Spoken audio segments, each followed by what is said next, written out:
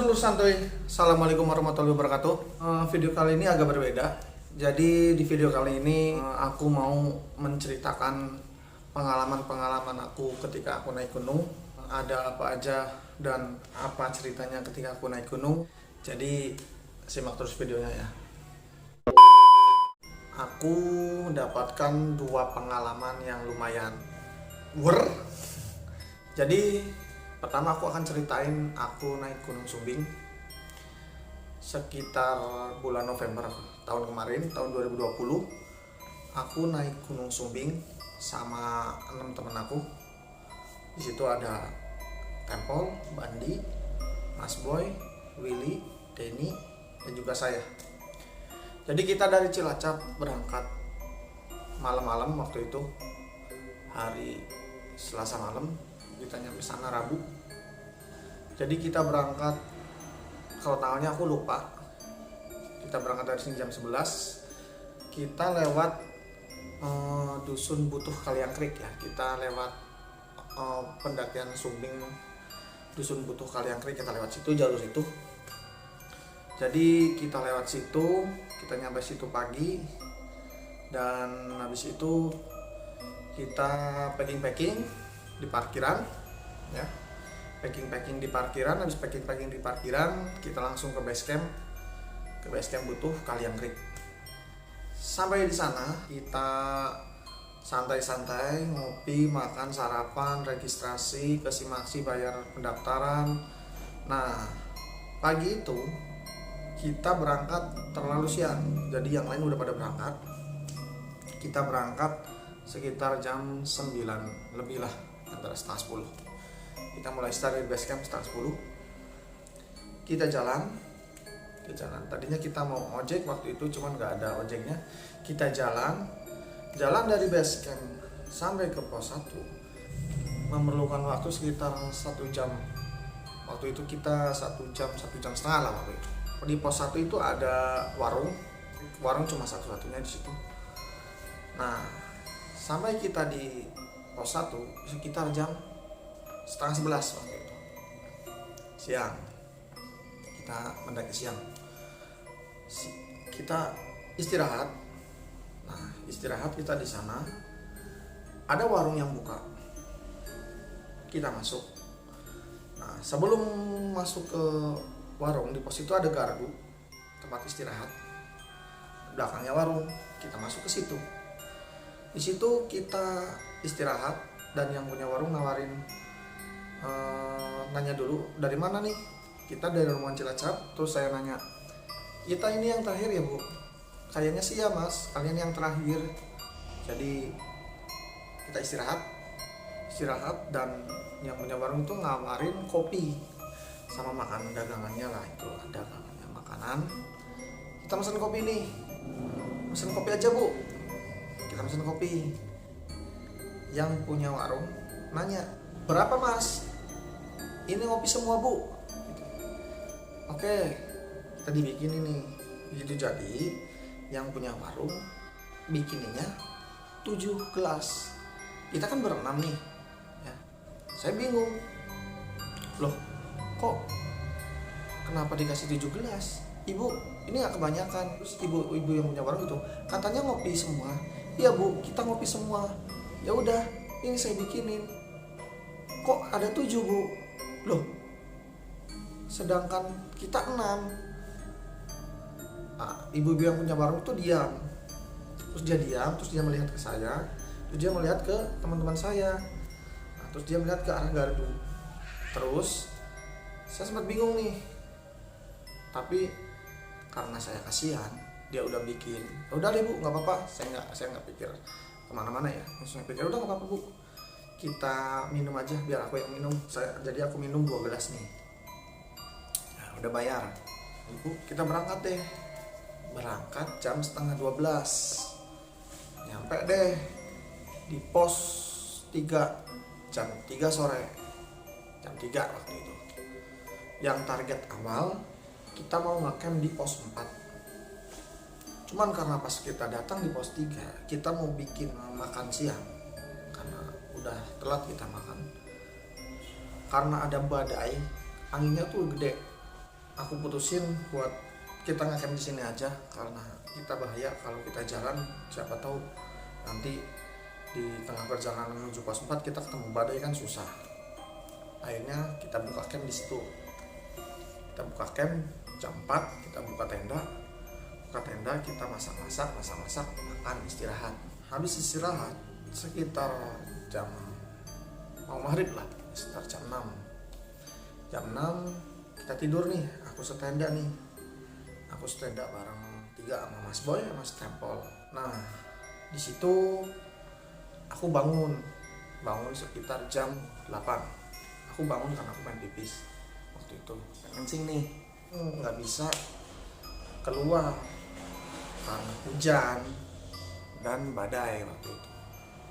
Nah, di sana aku bingung nih, karena hujan masih gede, aku tahan, nggak kuat. Jam setengah 12 bangun kencing nih, aku lihat ke luar, oh udah nggak hujan nih, cuman angin masih rada gede. Keluar deh aku kencing, masuk lagi. Ketika mau masukin kaki ke sleeping bag, aku dengar tenda goyang gitu. Jadi aku bingung nih, ini antara angin atau itu gempa. Aku sempat bingung, apa gempa ini ya? Tapi aku cuekin aja sih. Beberapa kali, ada 2 kali kayaknya itu goyang. Teman-teman yang sebelah itu nggak pada sadar, udah pada tidur. Jadi aku cuekin nih, cuekin, aku tidur lagi. Bangun, kita jam 3, nggak bisa summit waktu itu, kita nggak bisa summit karena masih badai. Nah, aku summit nih jam 8 pagi. Pulangnya kita terakhir lagi karena aku habis summit nyampe pos 3, balik lagi dari puncak jam 1 siang. Agak siangan nih, kita turun. Nah, habis kita turun, karena perbekalan kita udah habis, jadi kita memutuskan mampir ke warung yang kemarin si ibu itu yang di pos 1 agar kita bisa makan. Pas kita mesen kopi lagi, dia ngobrol, "Mas, ini yang rombongan dari Cilacap kan?" "Iya." "Kok temennya mana yang satu lagi? Kok nggak ikut? Emang udah turun sendirian apa ditinggal?" Terus saya ngitung nih, "Enggak kok Bu, ini benar komplit, kita berenam." "Enggak, yang kemarin saya lihat mas-masnya itu 7 orang. Makanya saya bikin kopi 7, karena saya lihat masnya itu 7 orang, yang satu emang diam aja di sebelah gardu, dia itu kayak Cina putih sendiri." Terus saya kan kaget, saya nggak ada yang sebercina karena kita orang Jawa semua, jadi nggak ada yang punya kulit putih Bu. Terus ibunya itu terdiam, mungkin dia udah punya firasat, oh ya udah nggak apa-apa, ya udah Mas. Saya baru ngeh nih di situ, oh ternyata mungkin ya si ibu itu lihat kita ber-7 waktu itu, makanya dia bikin kopi 7. Ya nggak tahu sih kalau antara dia benar apa enggak atau ibunya bohong apa enggak, aku nggak tahu. Sampai saat itu aku sempat tanya, yang ibu lihat teman saya itu yang putih kulitnya, dia ikut lagi naik nggak? Kata ibunya dia ikut naik, tapi emang ketika mas-masnya pada ngopi, pada makan, dia diam aja, dia diam berdiri nggak ngomong di gardu itu sendiri misal, kata ibunya, ibu yang punya warung. Ya nggak tahu sih itu apa, dan sampai saat ini juga aku belum tahu sampai sekarang itu apa. Begitu ketika aku kisah ceritaku di Gunung Sumbing. Oke, cerita yang kedua, jadi ini pengalaman aku ketika aku naik Gunung Slamet via Bambangan. Tadi sekitar bulan Januari kemarin aku ke Gunung Slamet via Bambangan, karena yang paling dekat dari daerah aku sih via Bambangan ya, Purbalingga. Kita berangkat malam jam 3 dari rumah, sampai base camp Bambangan itu pagi ya, jam 6 jam 7 kita berangkat berempat. Seperti biasa aku ada telepon Mas Boy dan waktu itu ada Heru. Kita berempat berangkat hari Minggu waktu itu. Kita nyampe base camp pagi. Habis packing kita siap-siap, kita start mulai jam 9 setengah 10 lah waktu itu. Udah agak lupa sih, pokoknya udah antara jam 10-an. Kita berangkat dari base camp jam segitu. Awalnya kita mau santai, kita mau mendaki santai. Cuman karena waktu itu mendung, kita agak terburu-buru. Kita jalan di pertengahan mau ke pos 1 ya Bambangan. Kalau sehabis hutan pinus itu ada sebuah mata air ya, jadi sungai, aliran sungai mata air di situ. Karena kita santai waktu itu jam setengah 12 siang, kita bingung nih, kita mau berhenti di situ tadinya. Kita isi air karena kita ada bawa botol kosong 2 waktu itu. Aku pun sempat ngevlog di situ, ngisi air. Sehabis sungai pertama jalur Bambangan ada tanjakan tuh sekitar panjangnya mungkin ya 15-10 meter waktu itu. Aku udah siap-siap nih, ayo kita naik. Aku berdua dulu, Heru dulu yang naik, terus aku belakang. Nah, yang 2 ini teman ini masih cuci tangan dan cuci muka di situ. Di antara pertengahan tanjakan itu, aku sempat diam. Dan ternyata aku mendengar suara seperti ini.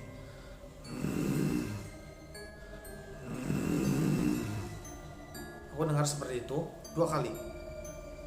Jadi yang pertama aku sempat pas pertama dengar itu, aku kaget nih. Kira pertama itu babi hutan ya.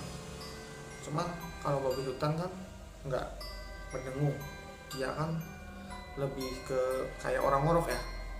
Ngomong nih ke si denger nggak? Dia nggak denger yang pertama. Yang kedua sekitar jarak 2 menit itu suara ada lagi. Yang kedua lebih keras. Temen aku yang di atas, yang pertama naik itu Sheru itu dengar. Dia yang dengar 2 nih, aku sama dia. Yang masih di bawah, yang masih main air enggak, mereka nggak dengar. Kamu dengar nggak? Aku tanya gitu. Dia cuma mengangguk. Oh ya udah, aku langsung manggil sih. Hey, temen aku yang di bawah, ayo kita lanjut nih. Terus Sheru tuh sempat ngeluh tasnya. Jadi dia sempat ngeluh tasnya, kok beratnya kok beda ya, kok beratnya nggak kayak yang tadi ya, beratnya beda ya. Terus coba digoyang-goyangin. Dia minta digoyang-goyangin nih, aku goyang-goyangin nih tasnya. Terus dia, kok kayak ada yang goyang-goyangin ya waktu itu.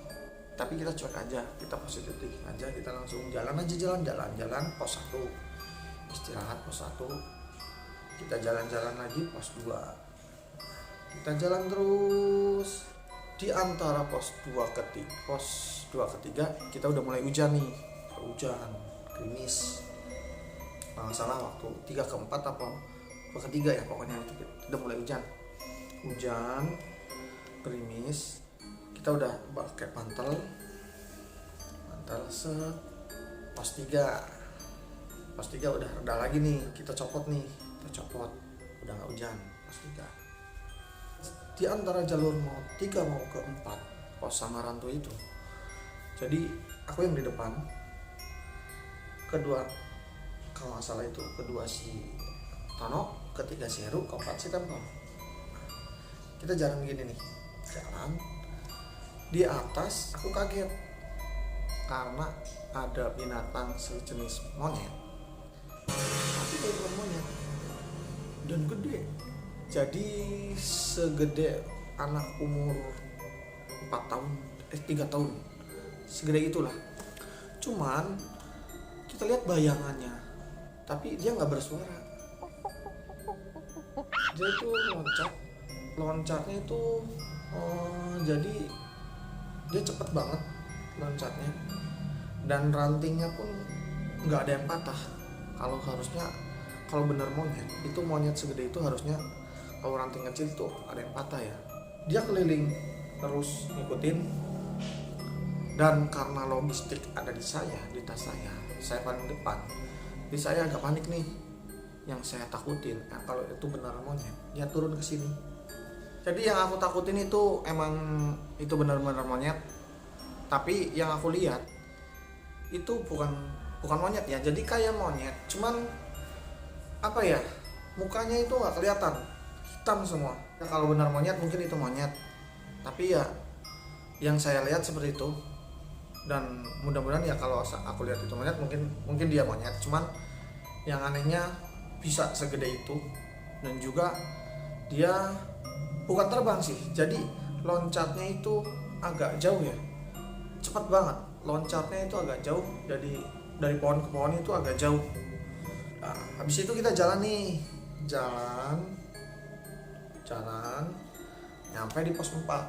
Aku sempat ngevlog di pos 4 seperti itu, habis di situ giliran punya aku.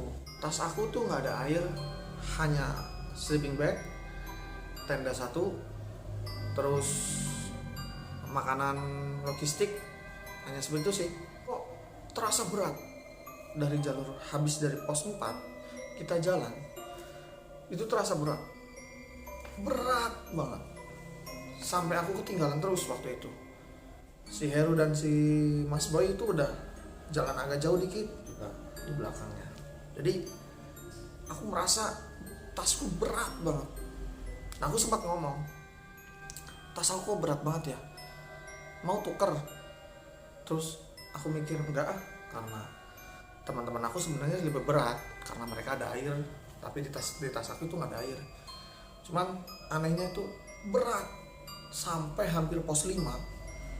Aku udah capek, mungkin karena aku udah capek ya, tapi beratnya itu susah beda, itu berat banget kalau menurut aku. Sampailah jam 5 di pos 5, kita buat camp di sana. Dan yang anehnya, waktu hari itu kita hanya ada 4 tenda, jadi hanya ada 8 orang yang naik waktu itu. Dari saya berempat, dari orang Cirebon 2, dari orang Pati 2 waktu itu. Kita hanya 8 orang di situ. Malam itu pun kita hanya 8 orang. Kita mau ngambil air waktu itu. Jadi di pos 5 itu ada sumber air. Pas turun itu hawanya beda banget. Gunung Slamet itu rasanya gimana ya? Gokil, beda. Jadi apa yang aku rasain di gunung lainnya itu nggak ada di Gunung Slamet kalau menurut aku. Mungkin kalau orang-orang yang lain mungkin nggak tahu ya. Kalau menurut aku, waktu jam 2:30 pagi aku bangun nih pengen buang air waktu itu. Aku dengar suara gamelan, dan itu menurut aku mungkin suara orang hajat dari bawah. Tapi kalau dipikir-pikir jam 2:30 pagi, kalau bener itu orang hajat di bawah, mungkin ada yang protes ya, soalnya kencang banget. Lagian jam 2:30 pagi siapa yang mau nyalain musik sinden sampai kedengeran pos 5. Ya seperti itu. Habis itu kita muncak kita turun lagi. Situ nggak ada apa-apa sih. Kita turun sampai base camp, kita kehujanan. Dan gokil, Gunung Slamet memang memiliki aura yang beda kalau menurut aku.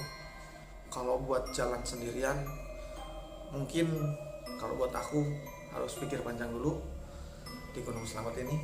Nah, buat kalian yang mau naik gunung, kalau bisa jangan terlalu lihat cerita-cerita yang mistis-mistisnya, atau jangan terlalu berpikiran hal-hal yang seperti mistis itu nanti, karena kita akan terbawa sugestinya.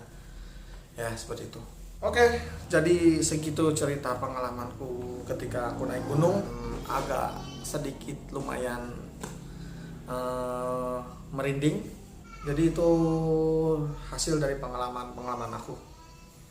Dan mudah-mudahan besok-besok ketika aku naik gunung lainnya nggak nemulah hal-hal yang seperti ini. Yang penting kalau kita mau naik gunung, pesan-pesan aku, jaga sikap kita, jaga perbuatan kita, jangan mengambil apapun kecuali gambar, jangan membunuh apapun kecuali waktu, dan jangan meninggalkan apapun kecuali jejak. Salam seduh santuy. Assalamualaikum warahmatullahi wabarakatuh.